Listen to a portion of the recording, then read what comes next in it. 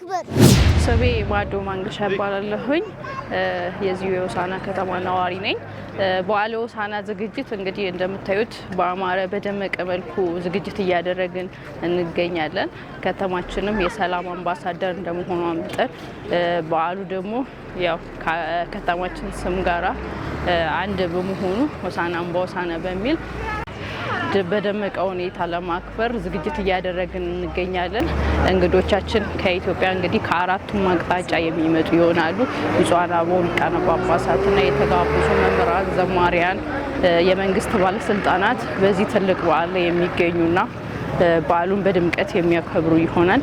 እኛም እንግዲህ እንግዶቻችንን የሚመጡትን ለመቀበል ትልቅ ዝግጅት አድርገን እየጠበቅን ነው። ታሪካዊ ናት፣ ስለሰሚ ናት። እሷን ለምኑ ያፈረ የለም። እሷን ለምኑ፣ እሷን በንጹህና ማገልገል ነው መጀመሪያ። እኛው ከሰንበት ትምህርት ቤት እስከ ምልኩስና የደረስነው በእሷ ታሪክ ነው። ድባቡ በጣም ደስ ይላል። በጣም ደስ ይላል። ከበፊቱ እየበለጠ እየደመቀ በጣም እያማረ ህዝቡ እያወቀ ዓለም እያወቀ በዓለም ደረጃ በጣም ከዚህም በበለጠ ከፍ ብሎ ይደምቃል ብዬ ነው ማስበው። ደግሞም ይደምቃል። በጣም ደስ ይላል። በዚሁም እንኳን አደረሳችሁ ብዬ መላ የክርስትና እምነት ተከታዮችን እንኳን አደረሳችሁ ላለው በዛ ላይ ሆሳዕናን በሆሳዕና እዚሁ እናክብር ብዬ በዚሁ ጋብዛለሁ።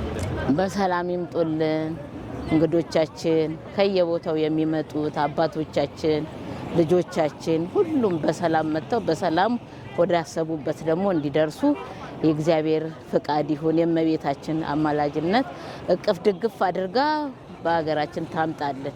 በጣም ደስ ይላል። ሆሳዕና ላይ ሁሉ ነገር ምንም ነገር የሚከፋ ነገር የለም። በጣም ደስ ይላል። ህዝቡንም ስታይ በጣም ደስ ይላል። የቤተ ክርስቲያኑ ለሁሉም ነገር በጣም ደስ የሚል ነገር ነው። በጣም ደስ ብሎናል። አሁንም ለዛም ቀርቶ ለፋሲካውን በሰላም ያድርሰን። ሀገራችን ሰላም ትሆንልን። ሁሉ ነገር በሰላም ይለቅ። በጣም እኛ በደንብ ሆነን እንቀበላቸዋለን። እንግዳ መቀበል ለኢትዮጵያ ትልቅ ባህላችን ነው።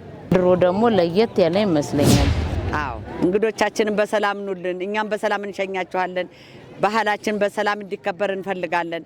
የኢትዮጵያ ባህል ነውና ሆሳዕናን በሆሳዕና በሰላም እየጠበቅናችሁ ነው። በሰላም ኑልን፣ በማክበር እንጠብቃለን።